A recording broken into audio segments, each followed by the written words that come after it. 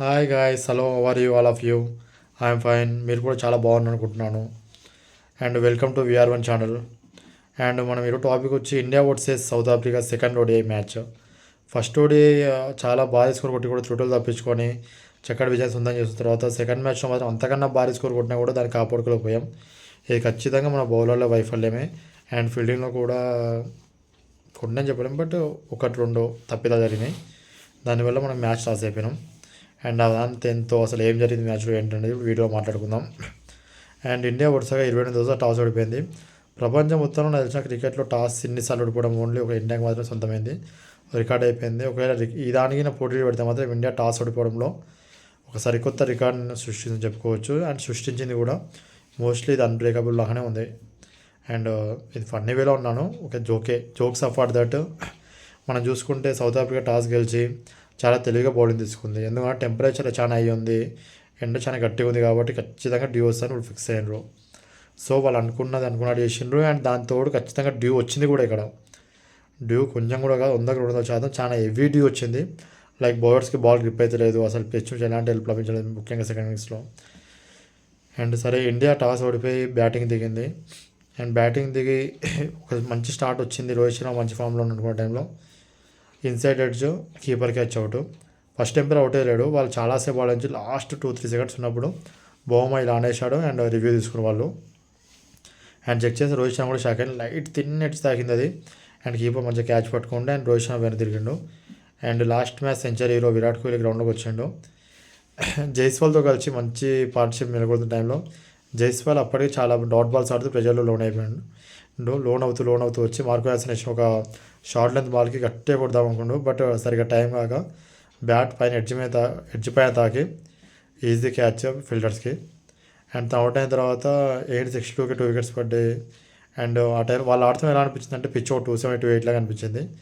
అప్పుడు second down the order Ruturaj Gaikwad వచ్చాడు శ్రేయసర్ స్థానంలో. అండ్ రుతురాజ్ గైక్వాడ్ అండ్ విరాట్ కోహ్లీ మధ్యలో చాలా చక్కటి పార్ట్నర్షిప్ 195 రన్స్తో స్టార్ట్ అయింది. అండ్ ఇక్కడ ఇంకో విషయానికి వస్తే విరాట్ కోహ్లీ చాలా ఇయర్స్ తర్వాత ఆల్మోస్ట్ 2016-18 మధ్యలో ఎలా ఆడాడు అలాంటి వింటేజ్ కోహ్లీ ఒక బౌండరీతో ముఖ్యంగా సిక్సర్తో తన ఓడే కెరీర్లో రన్స్ మార్క్ కొట్టడం జరిగింది ఆఫ్టర్ వెరీ లాంగ్ టైం.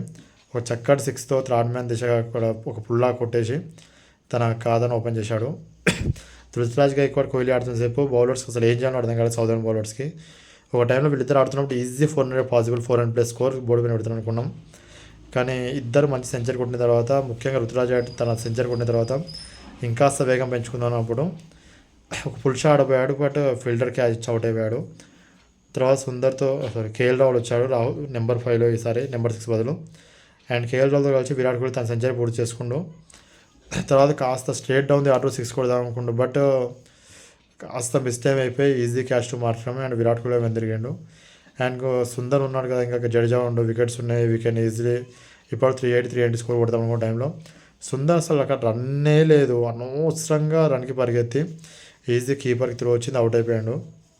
తర్వాత జడేజాతో కలిసి కేఎల్ రాహుల్ చాలా చక్కటి పార్ట్నర్షిప్ వచ్చింది. కానీ చాలా స్లో వేస్ వచ్చింది ఇనిషియల్ స్టేజ్లో.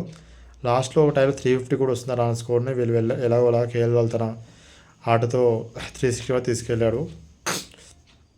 350 అంటే చిన్న స్కోర్ కాదు. అందులో రాయ్పూర్లో కూడా అంత చిన్న స్కోర్ కాదు. బట్ డ్యూ వస్తే మాత్రం కొంచెం ఈజీగానే ఉంటుంది సౌత్ ఆఫ్రికన్ బ్యాట్స్మెన్స్కి. బట్ ఎన్ని డ్యూ వచ్చినా ఏమొచ్చింది 358 అనేది చాలా పెద్ద స్కోరే. 350 ఆడుతూ సౌత్ ఆఫ్రికా బయలో దిగగానే అండ్ ఇనిషియల్ స్టేజ్లోనే త్వరగానే ఒక వికెట్ పడింది డీకాక్ది. చాలా తక్కువ స్కోర్కి వెందిరిగాడు. బట్ బహుమతి వచ్చి మార్కం ఆల్మోస్ట్ ఒక 100+ రన్స్ పార్ట్నర్షిప్, ఐ థింక్ 101 అనుకుంటా. చాలా చక్కటి పార్ట్నర్షిప్ నిలకొల్పాడు వాళ్ళు ఆడుతున్నప్పుడు.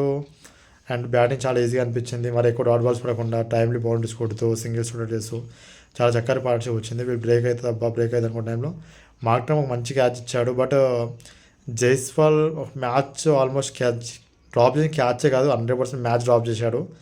అసలు ఈజీ క్యాచ్ అంటే లైక్ క్యాచ్ ఈజీ అని ఉండే, బట్ తన మంచి టైం ఉండే, తనకు అన్నీ దొరికినాయి. బట్ తన పొజిషన్ సరిగ్గా లేక క్యాచ్ సరిగ్గా జడ్జ్ చేయలేక ఒక ఈజీగా పడడానికి క్యాచ్ చాలా తన టఫ్ ఆర్డర్ చేసుకొని క్యాచ్ వదిలింది కాబట్టి నా 6 కూడా పంపించేసిండు. తర్వాత వాళ్ళిద్దరి పార్ట్నర్షిప్ ఇంకా చాలా స్పీడ్ పెరిగింది. అండ్ ఎట్టకేళ్ళకి ఎలా కూడా ప్రసిద్ధ బొమ్మ వికెట్ తీసిండు క్యాచ్ అవుట్.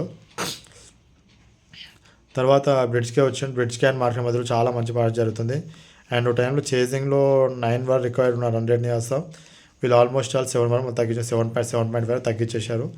అండ్ మాత్రం ఆడుతూ పోయాడు. మన బౌలర్స్కి ఏం చేయడం అర్థమైతే లేదు. ఎవరు వస్తామని కొడుతూనే ఉండు. సుందర్ వచ్చిన, ప్రసిద్ధ్ కృష్ణ వచ్చిన, హర్షిత్ రావు వచ్చిన అందరిని కొడుతూనే పోయాడు.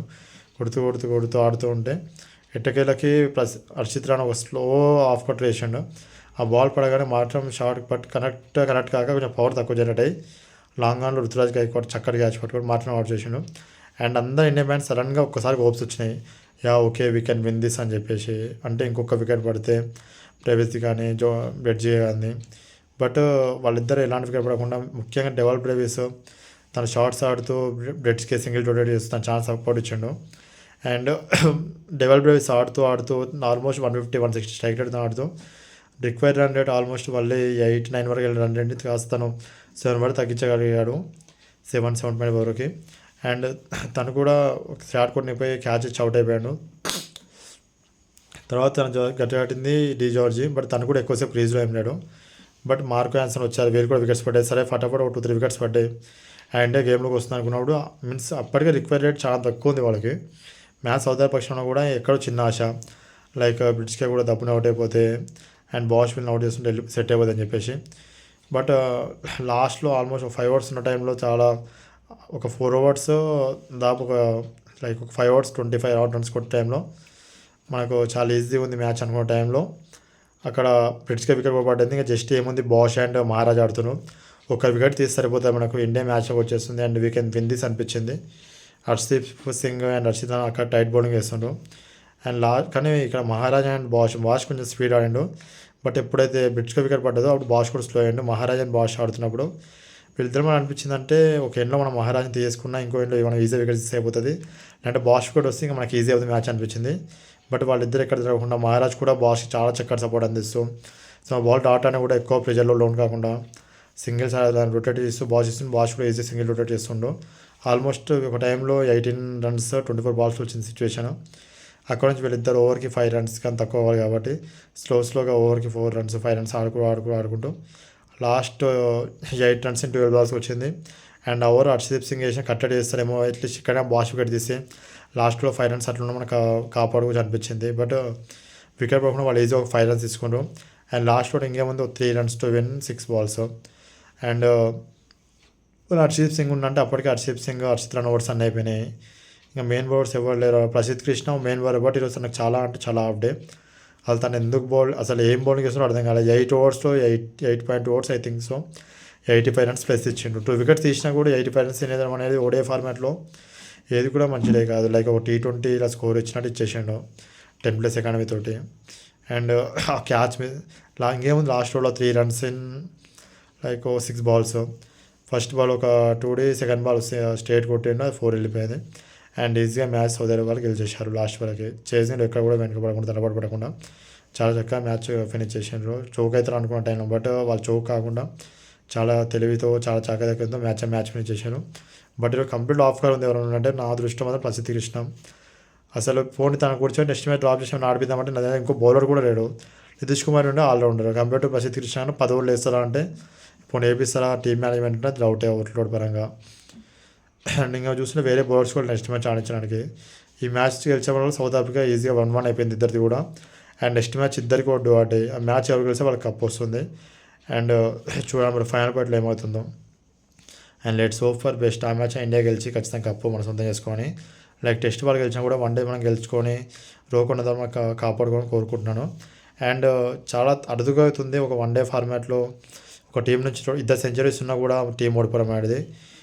ఈరోజు first maiden ton for Ruturaj Gaikwad and 84 ton for Virat Kohli. And 2 back-to-back centuries కొట్టి కూడా విరాట్ కోహ్లీ ఆల్మోస్ట్ చాలా ఇయర్స్ అవుతుంది. అండ్ ఇది ఒక సంకేతం 2027 వరల్డ్ కప్ నీకు ఆడతాను తోటి ఇంకా సత్తా ఉంది అనడానికి ఒక నిర్వచనం ఇది. And end of the day మనం ఎంత లేదని సరే ఆ మార్క్ను చాలా అప్రిషియేట్ చేయాలి క్యాచ్ మిస్ అయినా కూడా. అండ్ మ్యాచ్ టర్నింగ్ పాయింట్ ఈ మ్యాచ్ మొత్తం చూసుకుంటే ఖచ్చితంగా ఎస్ఎస్సి జైస్వాల్ మిస్జడ్జ్ క్యాచ్. ఆ క్యాచ్ పట్టుంటే ఇండియా మేబీ మ్యాచ్ గెలిచేది ఖచ్చితంగా. అండ్ అవుతుంటాయి నేను మిస్టేక్స్, బట్ జైస్వాల్ కొంచెం ఫీల్డింగ్ మీద ఫోకస్ చేస్తే బాగుంటుంది. ఎందుకంటే బీజేపీలో కూడా ఇంగ్లాండ్ సిరీస్లో కూడా తను చాలా క్యాచ్ మిస్ చేసిండు. అండ్ ఇప్పుడు కూడా మిస్ చేసిన క్యాచ్ స్లిప్లో ఉన్న లాంగ్ ఆఫ్ మిడ్ ఆన్లో ఎక్కడ కూడా తన మిస్ఫీల్డ్ చాలా అవుతున్నాయి. చూసుకోవాలి, తను కొంచెం ఫీల్డింగ్ మీద ఫోకస్ చేయాలి. తన గిల్లు వస్తే మళ్ళీ తన స్థానం కోల్పోయే అవకాశం ఉంది. అవకాశం కూడా సద్వినియోగం చేసుకోవాలి. అండ్ మరి ఇప్పుడు గైక్వాడ్ ఇంత మంచిగా ఆడిన తర్వాత ఫ్యూచర్ నెక్స్ట్ చేసేరు వస్తే తన పొజిషన్ ఏంటో మరి గైక్వాడ్ నడిపిస్తారా, మరి ఎవరు నడిపిస్తే చూడాల్సి వస్తాం మనం కూడా. Let's wait for the best. And next 3 డేస్లో రాబోయేటటువంటి ఫైనల్ ఫైట్కి మనం రెడీగా ఉందాం. And let's hope for good and be fast. And ఇండియాకి అసలు థర్డ్ ఓడే గెలిచి ఖచ్చితంగా ఈ ఓడే కప్ని సాధిస్తుంది అనుకుంటున్నాను నేను. And so the finger stars let's hope for best will India win the third ODI and let's get the cup అని చెప్పేసి. అండ్ తర్వాత ఎలా 5 T20s ఉన్నాయి, దాని ప్రిపరేషన్ గురించి మనం తర్వాత మాట్లాడదాం, సపరేట్ వీడియో చేసుకుందాము. అండ్ ఈ వీడియో మీకు నచ్చితే మన ఛానల్ లైక్ చేయండి, సబ్స్క్రైబ్ చేయండి, షేర్ చేయండి. అండ్ అంతవరకు లవ్ యూ ఆల్. జై శ్రీకృష్ణ.